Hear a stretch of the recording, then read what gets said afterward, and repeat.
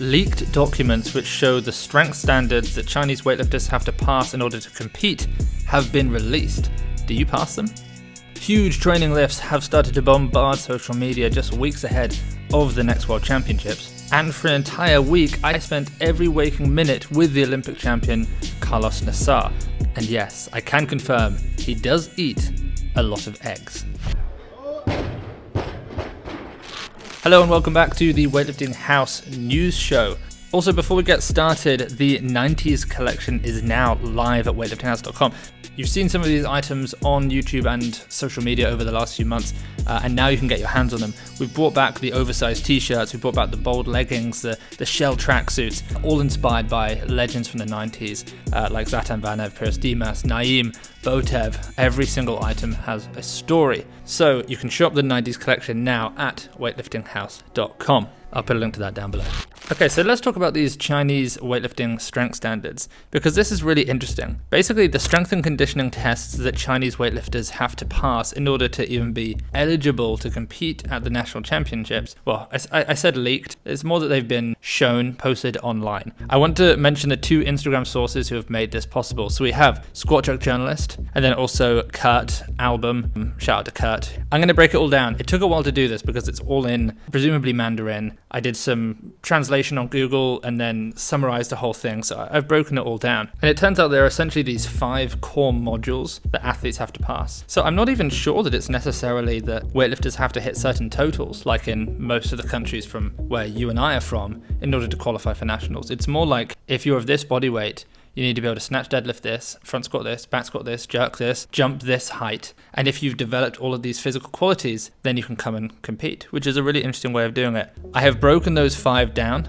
and we're going to go through them. I've also then got the actual numbers that you have to hit on various exercises for different body weights, so we'll see if you could even pass those strength tests. I think that'll be quite fun. There's some amazing footage from this as well, showing Tian Tao performing some of these exercises, including the vertical jump and a clean pull, so we'll get onto some of those numbers, and it just looks, for someone like Tian Tao, it's effortless. You see these like legends of Chinese weightlifting walking through all this testing center, and all the other athletes are like, oh my gosh, look who it is, and it's Tian Tao, it's Chen Lijun. It's throwback to people like Yang Zhe, who still holds the world record at 200. Don't forget that, in the 109s. So really cool to see these guys there. So these are the 5 test modules from what I could decipher. We've got the cardiopulmonary test. You've got a 1-minute climbing test. I've got this machine, arms, legs, and then a 500 meter, it's called a power meter test was the example. I wonder if that's just a row. 500 meter row is a very standard test for them. Then they have core strength tests. And that includes lying on your side with your torso over an edge and you're having to hold yourself up, and then lying on your back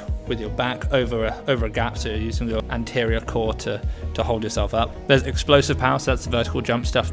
There's throwing a ball. Then there's the maximum strength stuff. That's the stuff I'm most interested in, so I'll go through the specific numbers of that with you guys. As you'd maybe expect, it's front squat, back squat, snatch deadlift, clean deadlift. So let's take a look at them. The strength standard. We'll start with the women. So I've just chosen 3 categories, so we don't have to go through all. How many categories are there in weightlifting now? 10. It is 10 here. So we don't have to go through all 10. So I'm going to do the 55 kilo women, the 71 and the 87. And then we'll go on to the men's. We'll do the 73s, 89s and 109s. So on the women's front squat, I'm just going to say the 3 numbers, and you're going to have to align them with 55 kilo, 71 kilo and 87 kilo women. You have to have achieved in the front squat 120 kilos, 131 kilos, 147 kilos. The back squat is 133 kilos, 145 kilos, and 156 kilos. Snatch deadlift, 111 kilos, 137 kilos, and 142 kilos. And then the clean deadlift, 124 kilos, 150 kilos, and 154 kilos.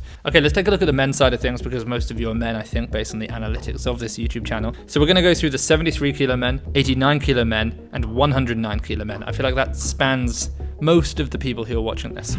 Front squats first, 178 kilos. I mean, that's already tough. 199 kilos. I mean, I'm out already. 223 kilos. That's reasonable. I think we're almost all going to be out, right? I guess Nate, who is editing this, is not out. He's still in. Nice. Okay, let's go.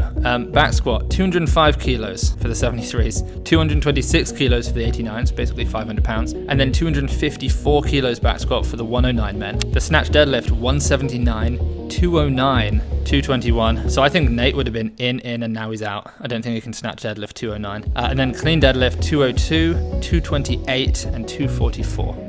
Can you hit those numbers? How close are you? Let me know down below.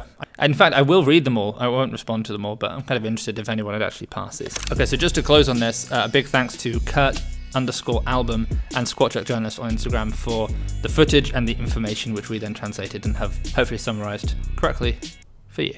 In other news, World Weightlifting Day was celebrated right the way up to the top levels of the IWF, but I think many of us are wondering whether the pomp and ceremony of the whole thing is more for show than actual substance. The Junior World Championships 2024 in Lyon set a record for the highest number of pre-competition doping tests, which is, I guess, a step in the positive direction towards a cleaner sport. Alberto Milieta was named the new president of the Italian Weightlifting Federation, taking over from Antonio Urso. So perhaps under his new management, we might see a few more made lifts from the Italian athletes. Probably not, but a commentator can only hope. And a new Balkan Weightlifting Federation is being set up with the backing of the IWF. It's supposed to boost the number of competitions in that area, increase participation, and help the Balkan countries, their presence in the global scale. For those who are unaware, that's countries like Bulgaria and Moldova, that part of Europe. Will it improve opportunities for athletes, or is it just going to add more layers of bureaucracy to the whole thing? We shall see. Time shall tell. So it's been a busy few weeks for weightlifting. Let's move on to some of the biggest lifts that we've seen. So much is going on. Obviously, we've got the Chinese nationals. I'm not really going to go through that because it's ongoing. Plenty of the men have not yet competed. I think most of the women have at this point. Maybe I'll just mention two of them quickly. Liao Guifang, the 71 kilo world champion, reigning world champion, who did not go to the Olympic Games, just hit 155 kilos. She actually weighed 74 point something, so she was competing as a 76, and she was called for a press out. But I'd like to say, Chinese national championships are notoriously strict. The angle's not perfect, but that jerk looked amazing. And more exciting, I think, is the fact that her speed in the pull, and particularly the transition, the rebound, because she normally has to pause and gather herself before she comes up, is the easiest I've ever seen. It looks like she could clean 160 kilos. So her return to the World Championships is going to be very exciting. Then there's 59 kilo Xinyi, who, as you all know, is sort of the second ranked 59 in the world, really, behind her teammate, unfortunately.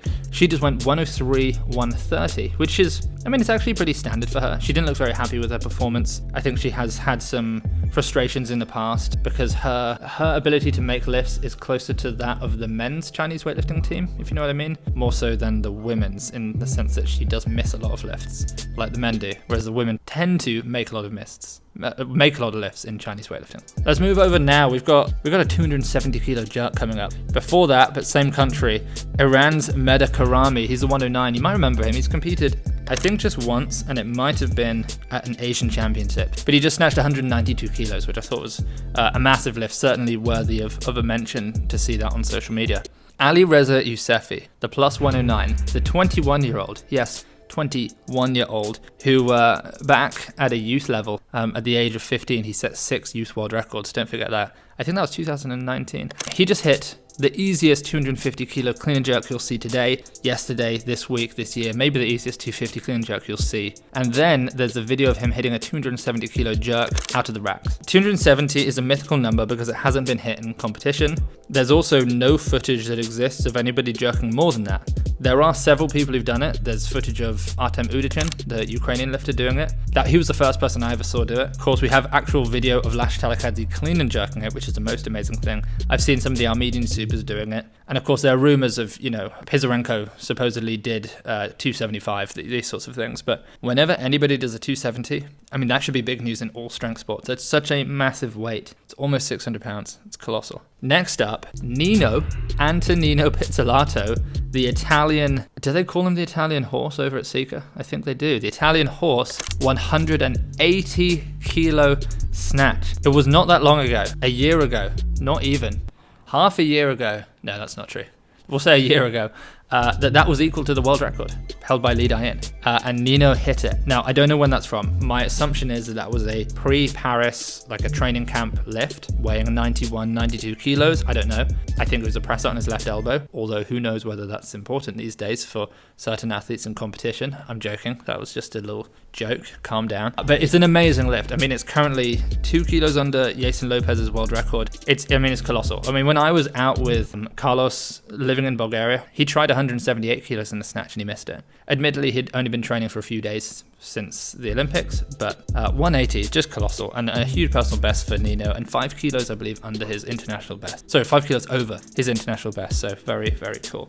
Next up, at this national championships, we have Tian Tao, who is, of course, competing there. A video of him front squatting 255 kilos for a double, which many people are saying is 300. I mean, come on, guys, just use your head. Yes, it looks like 300 kilos, but obviously it's not 300 kilos. Of course, Tian Tao cannot front squat 300 kilos, let alone for a double. One of those 2.5s is a little bit shiny. Sorry, one of the 25s is shiny. It's a 2.5. It's the same thing that happened when I filmed Team China back in 2019 in Tramelan, Switzerland. It was a qualifier for the Olympic, and Liu Huanhua and Tian and Yang Zhe, they found this 2.5 and they put it on and they made it look like it was, they were squatting 270 when really it was 220. And it's just Tian Tao doing that. So I know most of you know that, but I'm disappointed in those of you who couldn't figure that one out.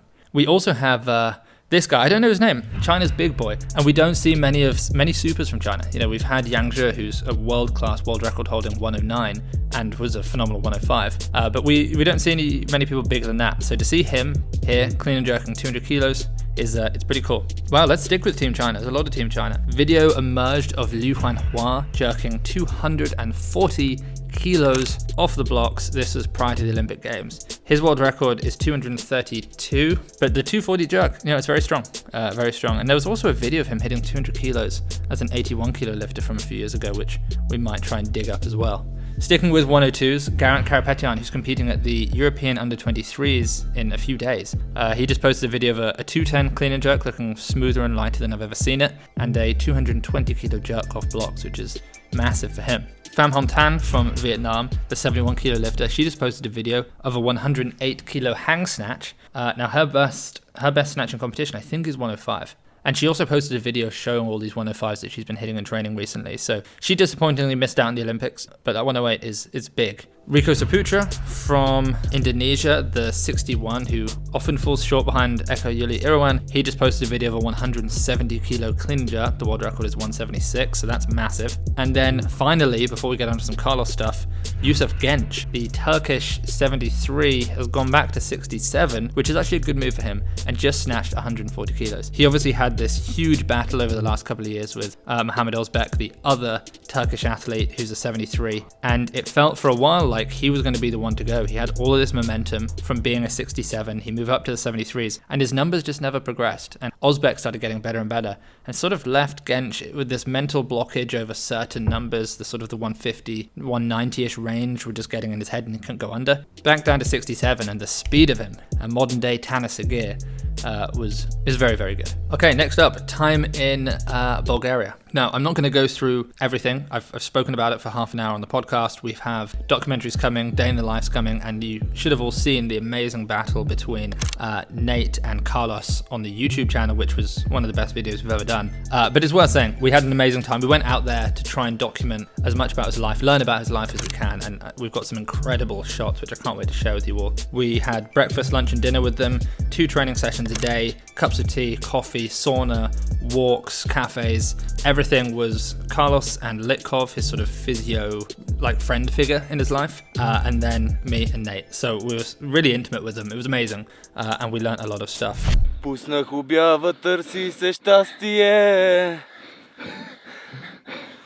Very good. How far? Halfway? Some of the biggest lifts that we saw out there, which I should mention really because they almost work as a news show. He did a 176 kilo snatch. He did a 200 kilo power clean. He front squatted 220 for 5. Back squatted 270. He did multiple sets of 20 in the pull-up. Just cold.